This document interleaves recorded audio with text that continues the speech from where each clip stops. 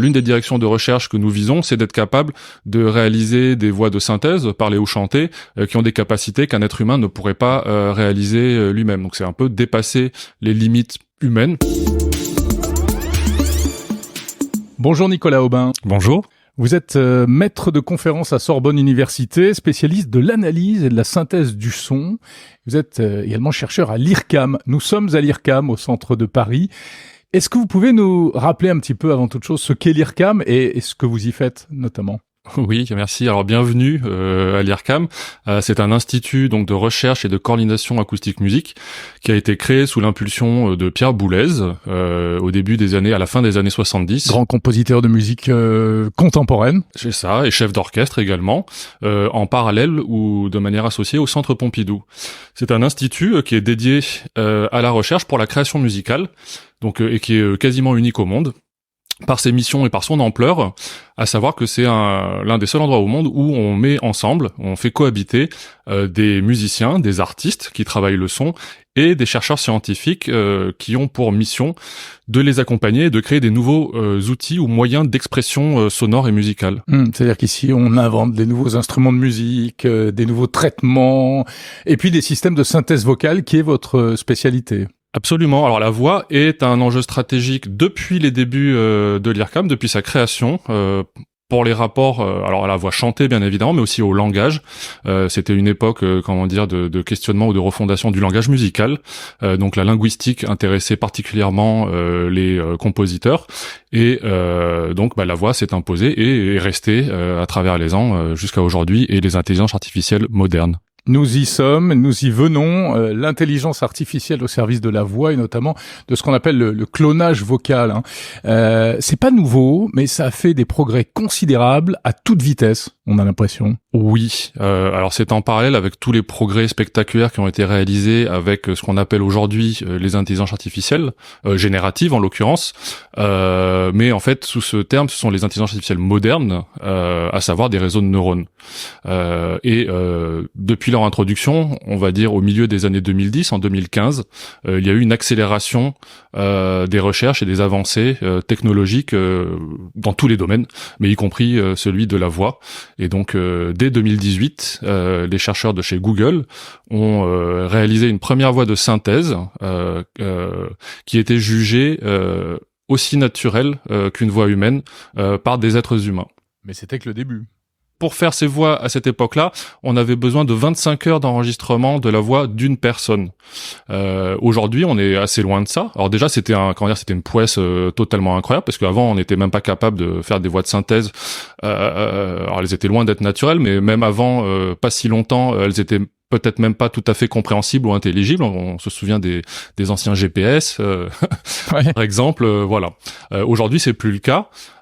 Et donc, à partir de 2018, il y a eu cette première bascule, on va dire, qui était qu'on arrivait à créer des voix de synthèse qui étaient perçues comme aussi naturelles que des voix humaines réelles, mais il fallait beaucoup de données pour les faire. Et aujourd'hui, ça va beaucoup plus vite. Et aujourd'hui, donc effectivement, on a transité. L'enjeu aujourd'hui, c'est de réussir à faire la même chose. Donc c'est ce qu'on appelle le clonage vocal. On n'apprend pas un réseau ou une intelligence artificielle à recréer une voix en particulier, mais on décompose le problème en deux parties.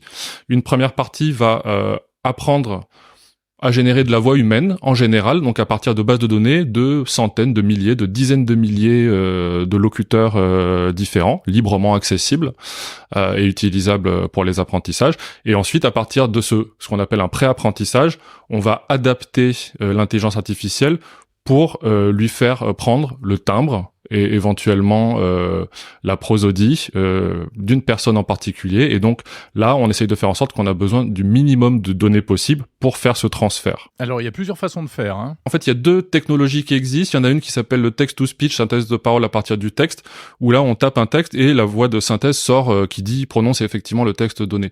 Il y a une autre technologie qui existe, c'est la conversion de voix, où là, on prend une voix déjà existante et on va en modifier les propriétés, la manipuler pour la faire sonner éventuellement comme la voix de de quelqu'un d'autre. Ces deux technologies ont eu, comment dire, des directions de recherche qui ont convergé avec le temps, et c'est à peu près aujourd'hui les mêmes algorithmes qui permettent d'être utilisés pour l'un ou pour l'autre. Mais le principe, effectivement, c'est qu'on apprend qu'est-ce que c'est une voix humaine, comment on parle, etc.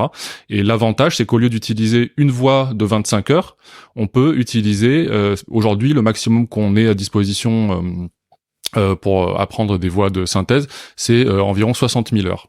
Donc et des milliers de locuteurs différents. Donc on apprend la variabilité, pas seulement d'une voix, mais d'un ensemble de voix, et possiblement étendre ça à du multilingue, donc apprendre dans des langues différentes également. Alors ça paraît énorme, mais en fait c'est aussi extrêmement petit, parce que par comparaison, si vous prenez les autres intelligences artificielles génératives comme ChatGPT, l'une des dernières versions a utilisé 50 milliards de mots pour apprendre à générer du texte. Et DALL-E, qui est la version pour générer des images, utilisait environ plusieurs dizaines de millions d'images. Donc 50 milliers d'heures ou 60 milliers d'heures à côté, ça reste relativement peu. Oui, c'est pas grand-chose finalement. Ouais. Ce qui veut dire que et ce qui explique les bonds géants qui ont été faits récemment, hein, et avec surtout des outils qui sont de plus en plus accessibles. Hein. Il y a des outils de Microsoft, il y a Eleven Labs qui a beaucoup fait parler de lui, qui est accessible librement à tout un chacun sur le web. Il y a Raskin, il y a Murph, etc. Tout ça sont des IA qui fabriquent de la voix à la demande. Oui, alors c'est ça le changement qui a lieu actuellement et qui inquiète d'ailleurs, ou qui préoccupe autour des intelligences artificielles, c'est que non seulement à travers la grande quantité de données qui est utilisable pour les apprentissages et évidemment les améliorations des algorithmes eux-mêmes, on est capable de générer des données qui sont très semblables à celles qu'un humain pourrait générer lui-même, que ce soit du texte, de l'image ou de la voix. Et donc ça c'est le premier point, c'est la qualité du rendu actuel est devenue très spectaculaire et indiscernable quasiment d'une production humaine.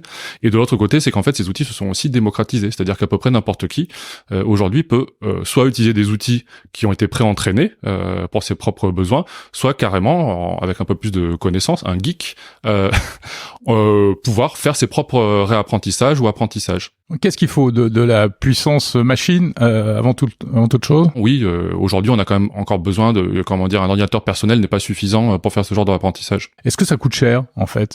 Ça dépend comment on le fait. On tourne le problème, parce que si c'est pour générer des voix d'une personne dont on ne va plus payer les droits d'auteur par la suite. Oui, alors on va en parler. Ça c'est l'un des aspects très intéressants, très importants. En termes de énergétique, oui, c'est extrêmement coûteux. Il y a des puissances de calcul qui sont démesurées pour faire des tâches qu'un être humain, par exemple, alors, il me semble, il faudrait vérifier, mais par exemple la puissance d'un cerveau, c'est environ 40 watts, quand les puissances demandées de ressources pour apprendre des intelligences artificielles sont, comment dire, incommensurablement plus gourmandes en énergie et en données. Mmh.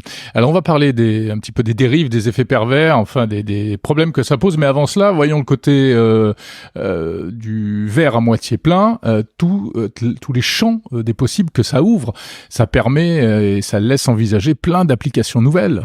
Alors oui, et dont la grande partie reste probablement à inventer, j'ai envie de vous dire. Mais alors nous, effectivement, notre rôle à l'IRCAM, c'est de produire de nouveaux moyens d'expression qui vont accompagner l'artiste et augmenter ses possibilités créatives. Alors, l'un des artistes qui est concerné au premier chef aujourd'hui par ces avancées, ce sont les comédiens voix eux-mêmes, les acteurs, les comédiens. Nous travaillons pour créer de nouveaux moyens d'expression pour eux, et en l'occurrence pour étendre leurs capacités vocales. Donc, l'une des directions de recherche que nous visons, c'est d'être capable de réaliser des voix de synthèse, parler ou chanter, qui ont des capacités qu'un être humain ne pourrait pas réaliser lui-même. Donc, c'est un peu dépasser les limites humaines, physiques ou autres.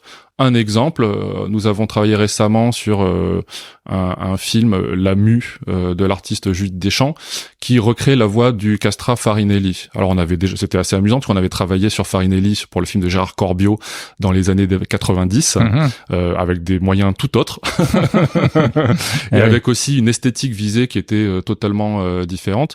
Et là, dans le cas ça avait déjà fait beaucoup de bruit, hein, cette reconstitution de la voix de Farinelli. Ouais. Alors, qui est à la fois imaginaire, puisqu'on n'a pas de castrat sous la main pour vérifier la couleur et la tessiture, mais on a des écrits. Rappelez-nous de quelle époque ça date? Alors, du XVIIIe siècle. Ouais. Hein.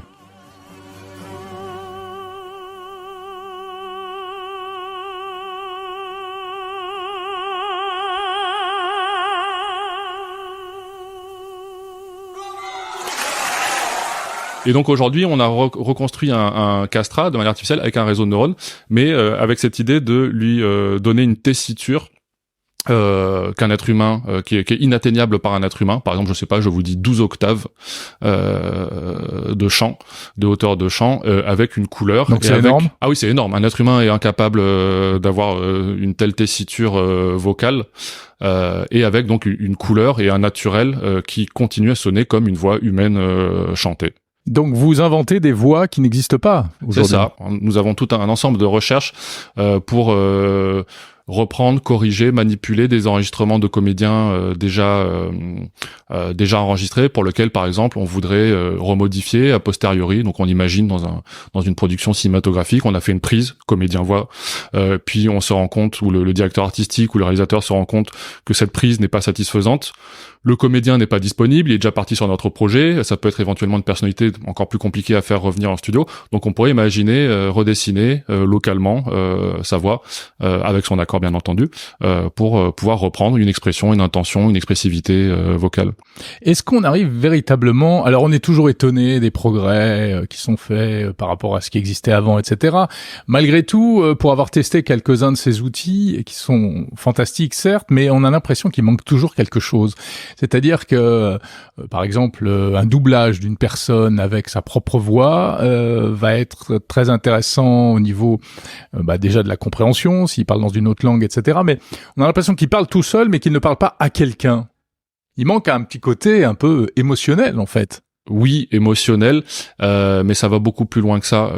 Les IA aujourd'hui, pour générer des voix, sont apprises à partir de phrases isolées. Donc il y a ni contexte narratif ou discursif, et encore moins d'interlocuteur. Donc c'est ce qui fait, à juste titre, que les voix que vous entendez vous paraissent relativement monotones. Alors quand on a des interactions rapides, par exemple avec un téléphone et une voix de synthèse qui dit une phrase, deux phrases, on s'en rend pas compte. À partir du moment où on veut aller vers des textes plus longs, un livre audio, un film au cinéma, là l'artefact devient franchement audible et gênant, puisque en fait ça limite les interactions, ou en tout cas l'engagement du spectateur qui détecte qu'il y a de la monotonie ou qu'il y a un artefact qui fait percevoir que la voix qu'il entend n'est pas absolument humaine ou naturelle. Bonjour, c'est la voix clonée de Jérôme Colombin. Vous écoutez le podcast Monde Numérique consacré au clonage vocal. Un sujet incroyable. Je reçois Nicolas Aubin de l'IRCAM pour parler des possibilités et des risques de cette technologie. Et donc ça, il y a à la fois prendre en compte la structure narrative d'un texte, par exemple, l'enchaînement des phrases, les unes après les autres, ou effectivement le contexte. Et alors ça ressort de l'interprétation du comédien, et c'est là où l'intelligence artificielle ne se substitue pas, ou peut-être ne substituera jamais ou encore longtemps à l'interprète. C'est que l'interprète, il est capable de prendre toutes les informations du contexte quand on joue une scène au cinéma par exemple, pour décider d'une intonation ou d'une expressivité donnée. Ouais. L'IA n'a pas encore cette perception ou cette compréhension du contexte qui est nécessaire pour l'interprétation. Oui, faire passer, je sais pas quoi, de la tristesse, de la moquerie, absolument. Des choses comme ça. Alors là, il y a ce contexte direct qui serait celui de la scène, par exemple, mais aussi le contexte culturel qui est qu'en fait, on est à un moment donné dans une histoire avec des écoles d'interprétation, etc., et qui a encore cette connaissance humaine a priori, et cette histoire de l'évolution des techniques, y compris vocales, est totalement absente des intelligences artificielles. Mais est-ce qu'on y arrivera un jour, Nicolas Aubin ? C'est une excellente question à laquelle je n'ai pas de réponse. J'ai envie de vous dire,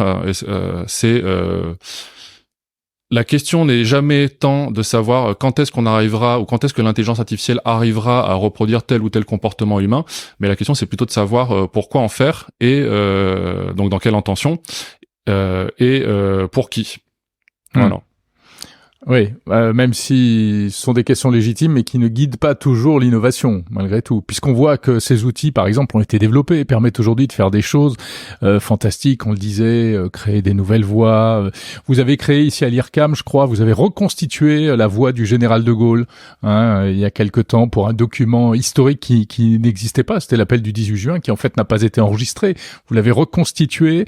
Il y a des tas de choses, des perspectives en termes de doublage, de films, de contenu, de podcasts, de vidéos. YouTube a annoncé bientôt du doublage en temps réel grâce à l'IA. Je déroule, mais Samsung, Google commencent à mettre dans leur smartphone des systèmes qui peuvent répondre automatiquement à des appels non sollicités, mais avec notre propre voix, etc., etc. Mais il y a toutes les dérives qu'on voit apparaître à toute vitesse, donc les deepfakes, la désinformation, des activités criminelles, de la fraude, des fausses demandes, des fausses prises d'otages avec demande de rançon, etc. Et puis, on y vient, et je viens à ma question, les questions un peu plus métiers liées au travail des comédiens. Des comédiens se sont fait voler leur voix récemment. Ils avaient été sollicités pour enregistrer des phrases, un petit travail payé pas très cher, et en fait, visiblement, c'était pour alimenter des bases de données qui, demain, permettront à des créateurs, des réalisateurs de films de se passer d'eux, en fait. Avec toute nouvelle technologie, il y a d'un côté des nouvelles opportunités qui peuvent se créer, mais effectivement, il y a aussi toujours dans l'autre côté de la balance des risques qui sont associés d'usages malveillants, détournés, etc. Alors, dans le cadre des intelligences artificielles pour la création de voix, effectivement, alors il y a un double risque. Il y a à la fois un risque de l'ordre de la biométrie des données personnelles, par exemple usurper l'identité d'une personne grâce à cette technologie. Oui, pour s'identifier sur un site bancaire, par exemple, ou absolument. Il y a déjà eu des suspicions de phishing pour soutirer de l'argent en se faisant passer pour le PDG d'une entreprise, etc. L'arnaque au président, absolument. etc. Ouais. Et la désinformation à travers les deepfakes, voilà, ça c'est quelque chose qui est assez relativement connu par tout le monde aujourd'hui. L'autre côté, effectivement, il est plus original et en fait, il est apparu avec le boom des intelligences artificielles, dont ChatGPT, qui a créé une grève. C'est l'une des premières historiques où à Hollywood on a des grèves des scénaristes dont l'un des points de préoccupation était justement tout ce qui tournait autour des intelligences artificielles génératives, qui s'est réglé il y a peu de temps et qui a duré très longtemps. Tout à fait. Alors qui s'est réglé en partie avec les scénaristes, mais les comédiens eux-mêmes se sont rajoutés à ces préoccupations. Donc c'est l'UVA, l'Union of Voice Artists, qui est un rassemblement des comédiens voix du monde entier, et qui ont écrit des textes justement pour exprimer également leurs préoccupations sur le non-contrôle des intelligences artificielles dans le cadre justement ou l'impact que peut avoir les intelligences artificielles génératives dans le cadre de leur métier. Voilà. Est-ce que les comédiens, notamment spécialisés dans le doublage, sont menacés ? Alors en partie, mais ça fait l'objet d'une discussion. Alors on peut discuter longuement sur les possibilités. Un doublage, c'est pas une traduction littérale. C'est comme quand on traduit un texte littéraire. Il y a justement une mise en contexte culturel, sociétal, et la prise en compte d'un contexte donc qui n'est pas encore accessible aux intelligences artificielles, mais peut-être demain. Mais effectivement, il y a tout. Alors, avant de remplacer les métiers, ce qu'on ne souhaite pas nous à l'IRCAM, on travaille pour créer des outils qui sont des outils d'aide ou d'assistance à la création. Donc c'est une collaboration, si vous voulez, une collaboration et une coévolution aussi entre l'humain, l'artiste et la machine, vue en tant qu'outil d'aide, même intelligent. Mais un outil d'aide. Donc c'est un super outil, c'est un pinceau par exemple qui vous fait des propositions éventuellement de continuation pour de la peinture sur des textures, etc. Mais ça reste un outil. Voilà. Oui, vous faites de l'IA éthique entre guillemets. Alors, effectivement, oui, nous on a des demandes en fait de recréation de voix depuis environ 30 ans. Donc on a eu le temps de se poser les questions éthiques autour du clonage vocal, de la recréation de voix, etc. Mais comment vous pouvez résoudre ce problème si demain le marché du cinéma va vers la voix de synthèse, vous pourrez être les seuls dans votre coin à ne pas en faire, ça changera pas grand-chose, je dirais. Nous faisons de la voix de synthèse, mais justement, alors déjà nous respectons. Il y a un arsenal, on va dire, législatif qui existe en Europe, alors que ce soit pour la biométrie avec le RGPD ou que ce soit, alors partiellement aujourd'hui, c'est ça qui est l'objet de discussion avec l'IA Act qui a été créé à l'Union européenne. Je sais plus l'année, mais oui, et puis qui est encore en discussion, absolument. Mais qui avance, ouais. Et qui essaye de faire de premières propositions pour protéger justement les artistes et les comédiens sur les usages des intelligences artificielles, parce que que il faut savoir, comment dire, les comédiens avant d'être remplacés, ce sont des données. Donc ils font des enregistrements, et ces enregistrements, je vous ai expliqué tout à l'heure, les données sont, comment dire, c'est l'essence nécessaire pour réaliser des apprentissages. Donc sans données, pas d'intelligence artificielle. Et des données, pour ces intelligences artificielles, il en faut en très très grande quantité. Et donc aujourd'hui, justement, vous voyez avec ChatGPT, qui peut aspirer a priori sans déclaration contraire explicite de tel ou tel site, peut aspirer tous les contenus textuels disponibles sur Internet. Donc et on voit petit à petit qu'il y a des institutions, des organismes qui utilisent ce qu'ils appellent le opt-out, qui fait que eux ils veulent retirer leurs données de cet ensemble d'apprentissage. Et en fait ces données, alors non seulement ça serait bien qu'il y ait le consentement explicite des personnes qui sont concernées, mais après il y a tout un ensemble de droits qui s'y appliquent.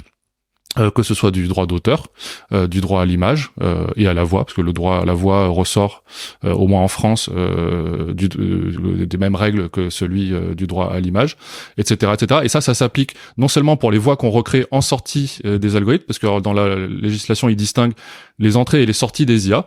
Donc la sortie, c'est la partie visible de l'iceberg.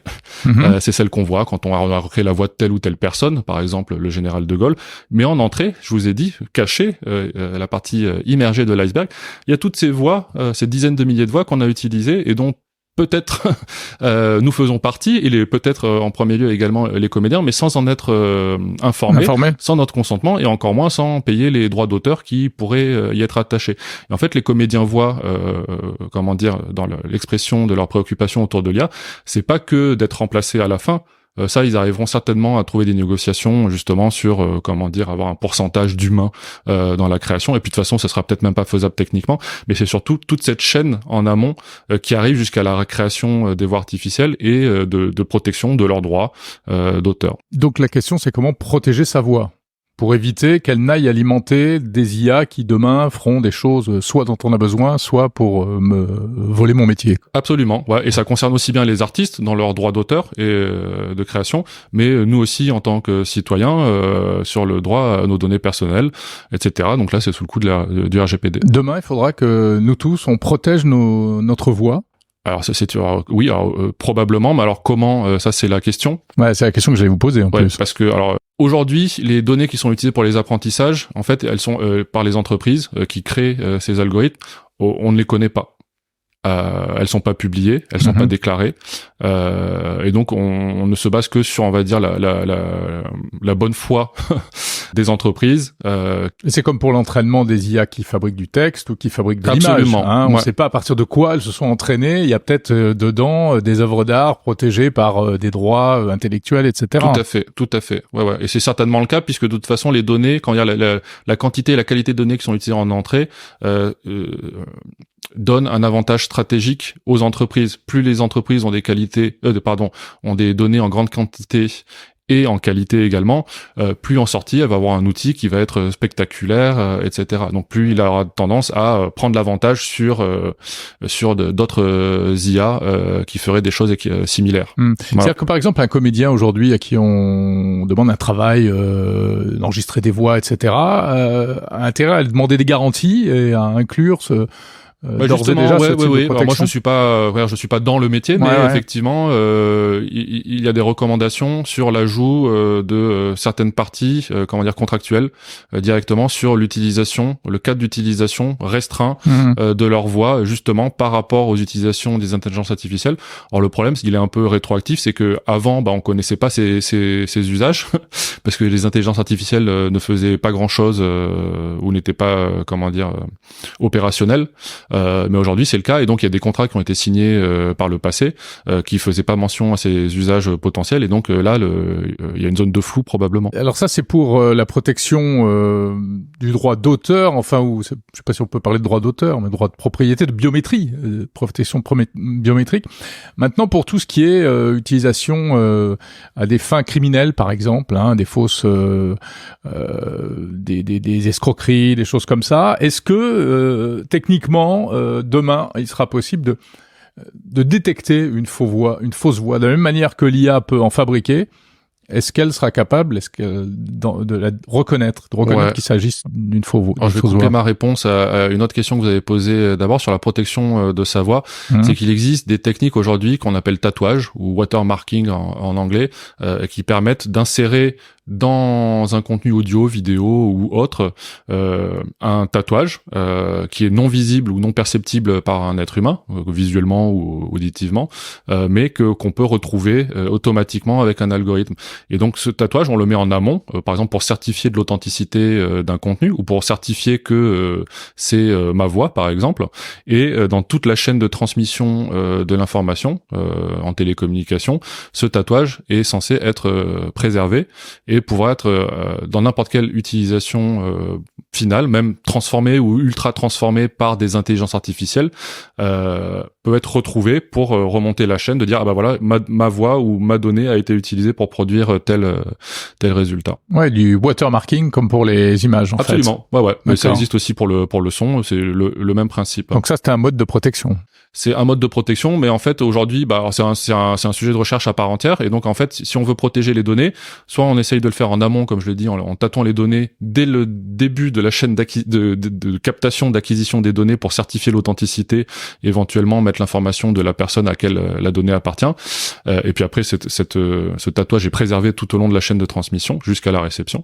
Mais de l'autre côté, si on n'a pas tatoué, on peut essayer éventuellement de remonter, et ça c'est beaucoup plus difficile, à partir d'une sortie générée, de remonter sur l'intelligence artificielle jusqu'aux données qui ont été utilisées pour apprendre on le peut modèle pour générer ces données. Les sources en quelque sorte. Oui, alors ça me paraît beaucoup plus complexe comme problème à solutionner, mais c'est une possibilité également. Et en l'occurrence, pour la détection des deepfakes, par exemple pour l'usurpation d'identité, c'est plutôt en amont en aval qu'on va se positionner. Donc on a une vidéo qui est un contenu audiovisuel qu'on voit, et il faut être capable de décider est-ce qu'il est authentique ou non. Et donc là, il y a des, c'est tout un champ de recherche sur justement en cybersécurité pour être capable de détecter automatiquement des deepfakes, c'est-à-dire des vidéos hyper truquées à des fins malveillantes. Dernière question, est-ce que face à ces avancées, vous êtes aujourd'hui inquiet, je dirais, c'est vertigineux ou fasciné par les possibilités qui s'offrent à vous? Alors, en tant que chercheur, j'essaye de rester rationnel, donc ni trop inquiet, ni trop fasciné. Moi, je fais de la recherche pour essayer d'améliorer de la connaissance humaine ou de proposer des outils qui vont permettre d'améliorer la vie dans la société, le monde, etc. Et en l'occurrence là, la créativité ou les capacités créatives des artistes. En tant que personne, effectivement, je suis à la fois pas fasciné, mais c'est toujours pareil. On est excité en plus parce que c'est les débuts, donc il y a une espèce de grande émulation autour des intelligences artificielles génératives. Nous, ça fait 40 ans qu'on travaille dessus, on n'appelait pas ça comme ça et ça marchait pas bien, mais on travaillait quand même dessus. On continuera à travailler dessus demain. Les trois pères fondateurs de l'intelligence artificielle moderne, que sont Yann LeCun, Geoffrey Hinton et Joshua Bengio, et deux d'entre eux se sont associés justement pour avertir et essayer d'agir pour réglementer au mieux et le plus rapidement possible l'usage et le développement des intelligences artificielles. Oui, il y a les inquiets, Geoffrey Hinton et Joshua Bengio, et puis l'optimiste Yann LeCun, tout à fait, le français, qui lui garde le cap. Voilà. Merci beaucoup, Nicolas Aubin, spécialiste de l'analyse et de la synthèse de la voix et du son à Sorbonne Université et à l'IRCAM. Merci.